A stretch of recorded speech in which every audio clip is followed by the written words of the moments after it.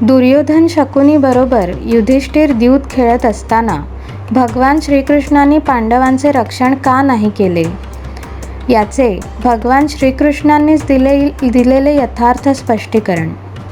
उद्धव हा श्रीकृष्णाचा अगदी बालपणापासूनचा मित्र, त्याचा सारथी होणारा, अनेक प्रकारे सेवा करणारा, पण त्याने श्रीकृष्णापाशी कधीही कोणती इच्छा व्यक्त केली नाही की कोणता वर मागून घेतला नाही. त्यामुळे भगवान श्रीकृष्णांनी त्यांचा अवतार संपुष्टात यायच्या वेळी उद्धवाला बोलावून घेतले आणि म्हणाले, प्रिय उद्धवा, या माझ्या अवतारात अनेकांनी माझ्याकडून वर मागून घेतले, पण तू कधी माझ्याकडे काही मागितले नाहीस. मला हा अवतार संपवताना तुलाही काही दिल्याचे समाधान लाभावे म्हणून निश्चिंत मनाने माझ्याकडे काहीही माग, मी ते जरूर पूर्ण करेन. लहानपणापासून जवळून पाहिलेल्या श्रीकृष्णाकडे उद्धवाने यावेळी देखील कोणतीच इच्छा अपेक्षा व्यक्त केली नाही.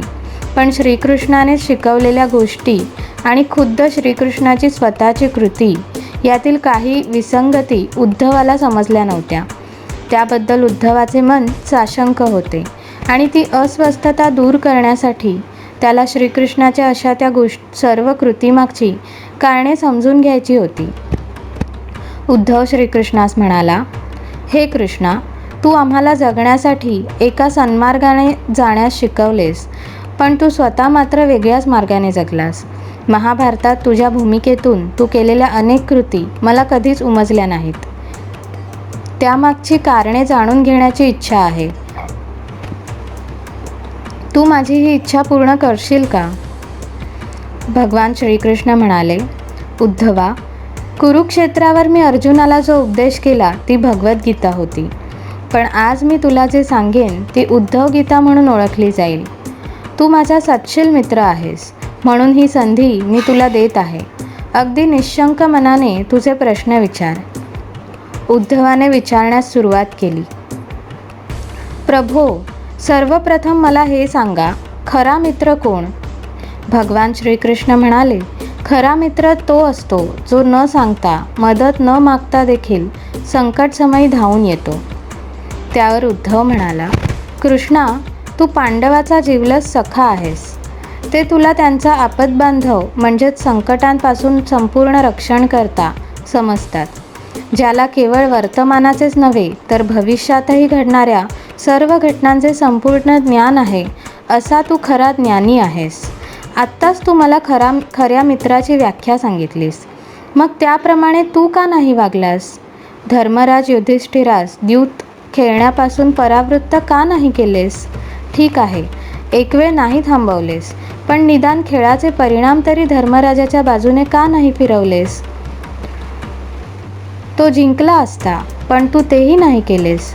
अखेर संपूर्ण सत्ता संपत्ती हरल्यानंतर धर्मराजाला वाचवता आले असते. द्यूतात हरलेल्या धर्मराजाला होणाऱ्या शिक्षेपासूनही सोडवता आले असते, किंवा त्याच्या भावांना त्याने जेव्हा द्यूतास पणास लावले तेव्हा तरी द्यूतसभेत तू प्रवेश करून तू सर्व थांबवू शकत होतास, पण तू तेही नाही केलेस. किमान अशा क्षणी जेव्हा जर तू सुलक्षणी द्रौपदी पणाला लावशील तर हरलेले सर्व राज्य व संपत्ती मी तुला परत देईन, या दुर्योधनाने धर्मराजास दिलेल्या प्रलोभनावेळी जरी तू तुझ्या दिव्य शक्तीने हस्तक्षेप केला असतास तरी धर्मराजास विजय प्राप्त करून देणाऱ्या अनुकूल सोंगट्या पाडल्या असत्या. जेव्हा राणी द्रौपदीची अब्रू जाण्याची वेळ आली त्या अंतिम क्षणाला तू हस्तक्षेप केलास आणि मग दावा करतोस की द्रौपदीला तू वस्त्रे पुरवलीस आणि तिची अब्रू वाचवलीस. हे असं तू कसं करू शकतोस? जेव्हा तिला भर सभेत ओढत फरफटत आणलं गेलं आणि अनेकांसमोर विवस्त्र करण्याचा प्रयत्न झाला, काय तिची अब्रू शिल्लक राहिली होती? काय तू नक्की वाचवलंस? संकटसमयी वाचवशील तेव्हाच तू खरा आपदबांधव, पण अशा नेमक्या वेळी तू धावून नाही आलास तर काय उपयोग? हा मित्रधर्म आहे का? एकामागोमाग एक प्रश्न विचारत असताना उद्धवाच्या डोळ्यातून अश्रुधारा वाहू लागल्या. हे सर्व प्रश्न केवळ उद्धवाचेच नव्हते. ज्यांनी महाभारत वाचले आहे त्या आपणा सर्वांचेच आहेत.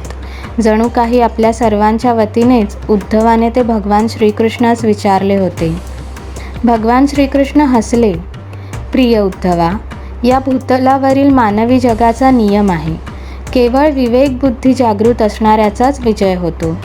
दुर्योधनाकडे ती विवेकबुद्धी त्यावेळी होती, पण धर्मराजास मात्र ती सोडून गेली होती आणि म्हणूनच धर्मराजा युधिष्ठिर हरला.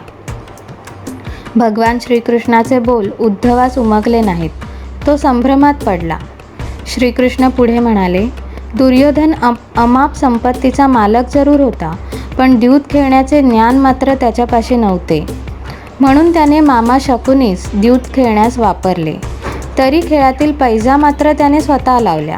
हा विवेक आहे. धर्मराज युधिष्ठिर देखील हा विचार करून तसे करू शकत होता आणि मला, त्याच्या बंधूला, त्याच्या प्रतिनिधी म्हणून खेळवू शकत होता. जर मी आणि शकुनी द्यूत खेळलो असतो तर या खेळात तुझ्या मते कोण जिंकलं असतं? मी विचारलेल्या संख्या शकुनीला पाडता आल्या असत्या की त्याने सांगितलेल्या संख्या मला पाडता आल्या नसत्या? तूर्त ही गोष्ट बाजूला ठेव. धर्मराज युधिष्ठिर एक वेळ मला खेळात आमंत्रित करण्याचे विसरला असता तर ती चूक पण मी दुर्लक्षित केली असती. पण विवेकशून्य आचरणात त्याच्या हातून एक गंभीर चूक घडली. धर्मराज युधिष्ठिराने प्रार्थना केली की मी द्यूतसभेत येऊ नये, कारण त्याला मला हे कळू द्यायचे नव्हते की केवळ दुर्दैव म्हणून तो या खेळात ओढला गेला होता आणि तो खेळणे त्याला भाग होते.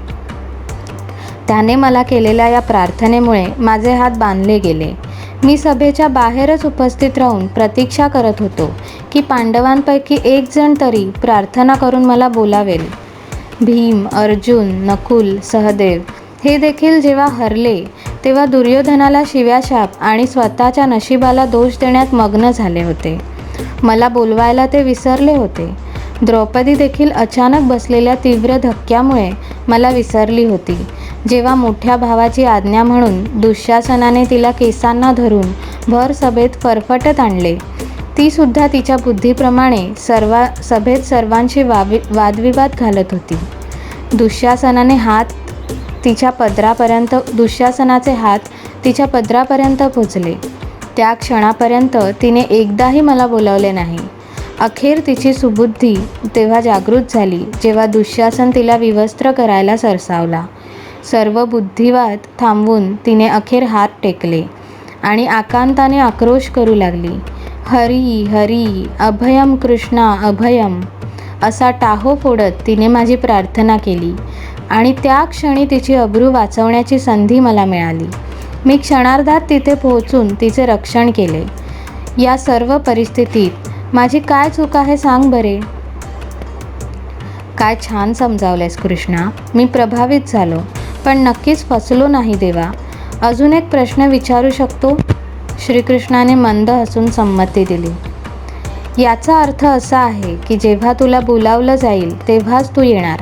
संकटसमयी न्याय प्रस्थापित करण्यासाठी तू स्वतःहून येणार नाहीस, बरोबर? उद्धवाने पुढील प्रश्न विचारला. भगवान श्रीकृष्णांनी स्मित केले. उद्धवा, या मनुष्य जन्मात प्रत्येकाचे आयुष्य हे ज्याच्या त्याच्या कर्मानुसार पुढे जाते. मी चालवत नाही ते. मी त्यात ढवळाढवळ करीत नाही. फक्त साक्षीदार म्हणून मी उपस्थित असतो. मी सदैव तुझ्या जवळच असतो आणि जे काही घडत असते ते पाहत असतो. हा परमेश्वराचा धर्म आहे. वा, खूपच छान कृष्णा. म्हणजे तू आमच्या जवळ राहणार आणि आम्ही जसजसे चुकीचे वागत जाऊ तसतशी आमची दुष्कर्म पाप होत असताना पाहत राहणार. आम्ही अशाच चुका करत राहावं, पाप करत राहावं आणि त्याची शिक्षा भोगत राहावं, हेच तुला आमच्याकडून हवं आहे का? भगवान श्रीकृष्ण शांतपणे म्हणाले. उद्धवा, तू जे काही बोललास, जी विधानं केलीस त्याचा नीट खोलवर विचार कर. जेव्हा तुला हे लक्षात आलं आहे आणि पक्क समजलं आहे की मी सदैव तुझ्या बाजूलाच साक्षीदार म्हणून उभा असतो, तेव्हा तुझ्या हातून चूक किंवा वाईट कृती घडेलच कशी? निश्चितच तू असं काही करणार नाहीस. पण जेव्हा माझ्या चिरंतन अस्तित्वाची, सर्वसाक्षित्वाची ही गोष्ट विसरली जाते, तेव्हा माझ्यापासून लपवून एखादी गोष्ट करता येईल असा विचार तुझ्या मनात येतो आणि अशा वेळी तू संकटात सापडतोस. जर धर्मराजाच्या हे लक्षात राहिलं असतं की मी सदैव सर्वांसमवेत सर्व ठिकाणी साक्षीरूपाने हजर असतो, तर तो खेळ वेगळ्या परिणामांनी संपुष्टात आला नसता का? उद्धव आता थक्क होऊन स्तब्ध झाला होता आणि त्याचं अंतःकरण अपार भक्तीने उचंबळून आलं होतं. तो म्हणाला, किती खोल आहे हे तत्त्वज्ञान, किती श्रेष्ठ सत्य. देवाची पूजा प्रार्थना करणं आणि त्याची मदत मागणं ही केवळ आपली भावना श्रद्धा असते.